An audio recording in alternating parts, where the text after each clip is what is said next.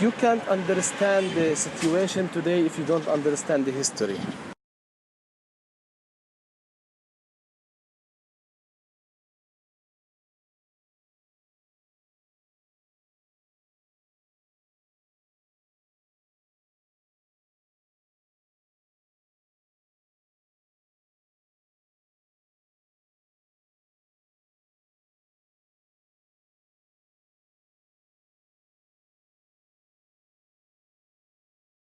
In 1948, 90,000 different members of Jewish troops has started some massacres and attacks against the Palestinian villages, where 531 Palestinian villages were totally destroyed, and 800,000 Palestinians became refugees.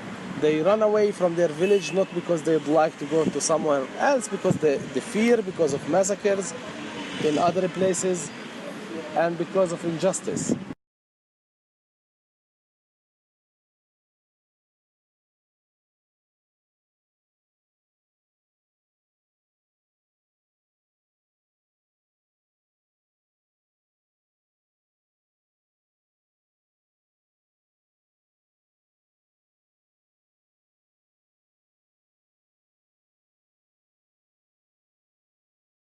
When I was growing up, my father always talked to me about this situation, and he said, one day I would like to take you. We were growing up in '67 when it was opened and that we could travel, because I'm a Jerusalemite, I'm more privileged to be able to move. We went to visit my grandfather's house where my dad was born and grew up until he was 10. We were not welcomed by the family who's living in the house. And my grandmother, when she passed away, she still held the key of their house.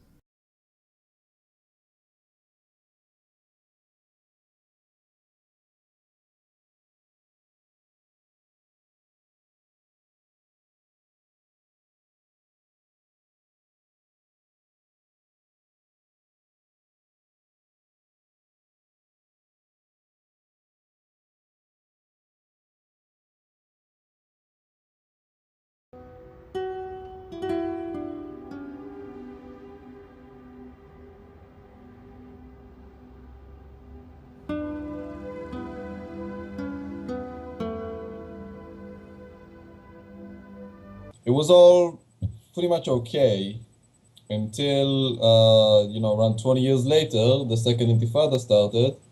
I remember this very well because I was doing my own military service at the time, 99 till 2002.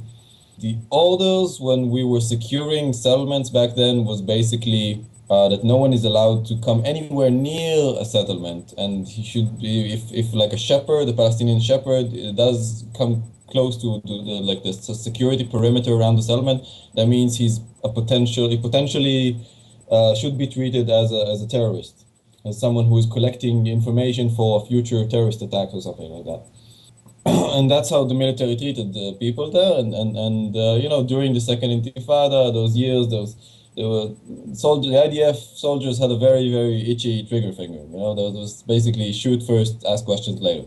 But that was when people started getting a lot of restrictions on access to their farmlands and water sources next to those settlements. And that's what we deal with mostly until today. It's the prevention of access to land, to farmlands, to olive groves, to water cisterns near those settlements. Just the fact that they are there and that they need to maintain security doesn't mean that people who have been there for centuries before can't use the farmland all around the settlements.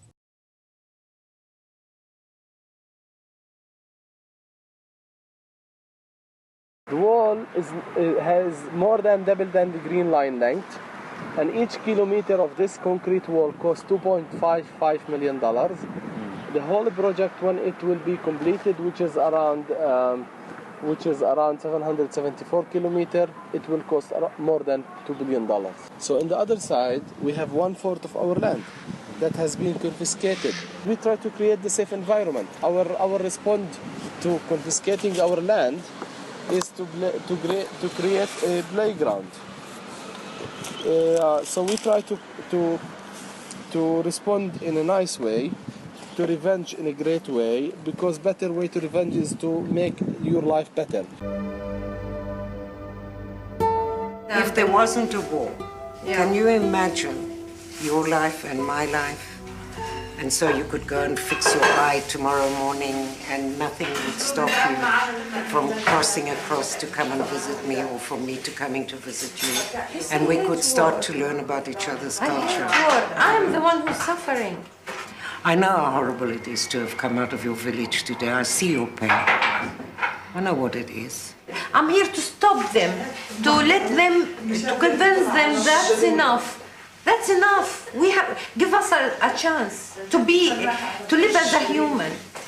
Well, everybody, I mean, what does everybody want in the long run is to get up in the morning and go to work safely and have their children return safely and have enough to eat on the table. That's really the basis of what everybody wants.